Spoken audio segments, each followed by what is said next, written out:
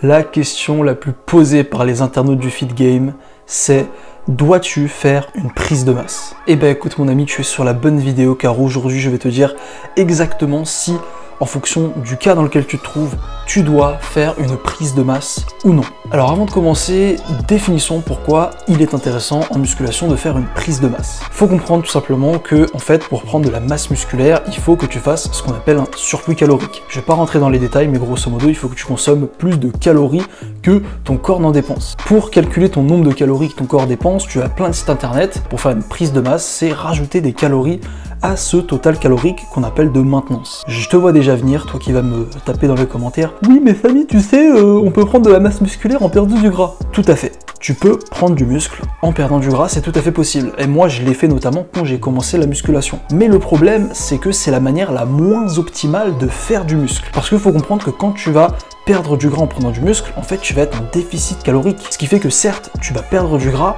mais tu vas pas maximiser ton potentiel de masse musculaire parce que simplement ton corps, il aura pas assez d'énergie pour renouveler les muscles en fait. Donc pour moi, très sincèrement, la meilleure méthode que tu puisses faire en musculation, c'est de commencer dès que tu arrives par une prise de masse. Et c'est pour ça que là, en fonction du cas dans lequel tu te trouves, je vais te dire si toi, tu dois, oui ou non, faire une prise de masse. Pour moi, il y a 3 cas dans lesquels tu peux te trouver, et nous allons commencer avec le premier cas, qui est si tu es ce qu'on appelle skinny. Quelqu'un de skinny, c'est quelqu'un de littéralement maigre. Voilà, c'est quelqu'un qui a un métabolisme très rapide, à tel point qu'il dépense beaucoup de calories, et c'est notamment ces gens-là qui galèrent le plus à faire une prise de masse. Donc, moi très honnêtement, je vais te dire, prise de masse à 200%. Si tu es skinny et que tu commences la muscu, de toute façon, c'est même le plus logique, c'est le plus évident. Tous les mecs skinny veulent prendre de la masse. Donc là, littéralement, tu pars en prise de masse. Et pour ce faire, tout simplement, tu vas faire un surplus calorique, mais attention, un surplus calorique relativement élevé, de minimum 400 calories et de monter voire à 600 calories. Normalement, entre cette tranche de 400 à 600 calories,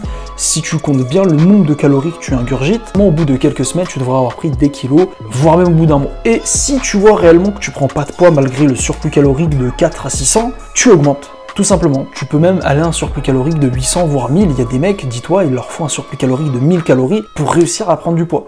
Donc moi c'est le cas le plus évident, prise de masse à 200% si tu es skinny. Deuxième cas, alors ce cas-là c'est vraiment le cas le plus ingrat je trouve des 3, qui est si tu es skinny fat. C'est exactement le physique que j'avais quand j'ai commencé la muscu, c'est littéralement la pire base de laquelle partir. Il faut comprendre que quelqu'un de skinny fat, ce qui va se passer, c'est que visuellement, habillé, grosso modo, on va avoir l'impression que le mec est plutôt skinny, mais quand tu lui enlèves son t-shirt, et bah ce mec-là, le skinny fat, bah tu vois qu'il a un bide, il a des poignées d'amour, il a du gras, notamment au niveau du visage, au niveau du ventre, etc.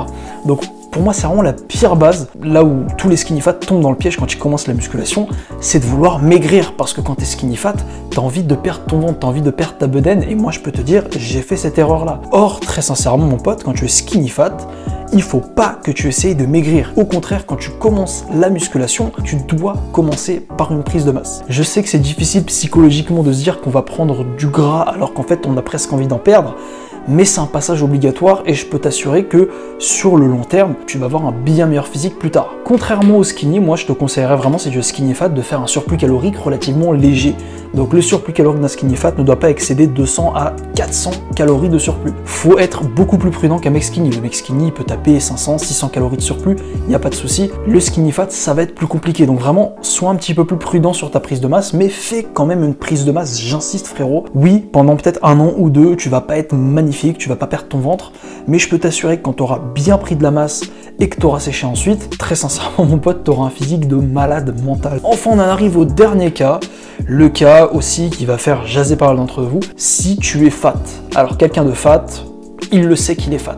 Il trouve qu'il est gras, les gens le voient autour, le trouvent un peu gras, gros même, tu vois. Donc là, tu es fat. Alors pour moi, il y a 2 cas. Premier cas, tu es fat et tu te situes en dessous de ton poids du corps plus 10 kg. C'est-à-dire que par exemple, si tu fais 1m80, que tu te trouves fat, mais que tu pèses seulement 82 kg, pour moi, faut que tu partes en prise de masse. Et ouais, le seul cas pour moi où si tu es fat et tu ne dois absolument pas faire de prise de masse, c'est uniquement si tu pèses ton poids du corps plus 10 kg. Donc encore une fois, reprenons le mec d'1m80. Si le mec d'1m80, il pèse 90 kg, alors là, je lui dirais, pas de prise de masse, il n'y a pas besoin. Là, ce que je lui conseillerais plutôt, c'est de faire un maintien. Donc de manger assez de calories pour maintenir son métabolisme. Et c'est là que j'en viens à ce point, pourquoi moi je te conseille quand tu es fat de quand même faire une prise de masse ou au moins de te maintenir, parce qu'être fat, c'est une putain de bénédiction pour la musculation. Quand tu commences la musculation, il faut comprendre que la première étape, ça va être la force. Ça va être de monter tes charges pour ensuite pouvoir construire du muscle avec des charges élevées. Et l'avantage que les gens fat ont, c'est tout simplement que tu vas soulever lourd très vite. Tu vas progresser hyper vite. Tu vas construire énormément de muscles. Tu fais un programme, je peux t'assurer qu'au bout de 2 ans, quand tu vas sécher, donc c'est-à-dire perdre du gras, tu vas avoir un physique monstrueux. Car mon ami, le secret pour prendre de la masse en musculation, c'est d'accepter d'être dégueulasse pendant 1 ou 2 ans pour ensuite avoir le physique qu'on a enfin envie. Et si tu as envie d'en savoir plus sur la prise de masse, notamment que tu as envie d'avoir mes conseils de moi qui suis en prise de masse actuellement, et bah je t'ai fait une vidéo que je te mets ici ou ici, tout simplement. Tu peux aller cliquer dessus et aller voir directement mes conseils. Voilà mon pote, c'était tout pour cette vidéo, j'espère qu'elle t'aura plu. Si c'est le cas, n'hésite pas à la liker. Et puis tu peux aussi t'abonner à la chaîne YouTube si tu es intéressé par mon contenu. Voilà mon ami, sur ce, je te souhaite une bonne continuation et te dis à la prochaine. Allez, ciao!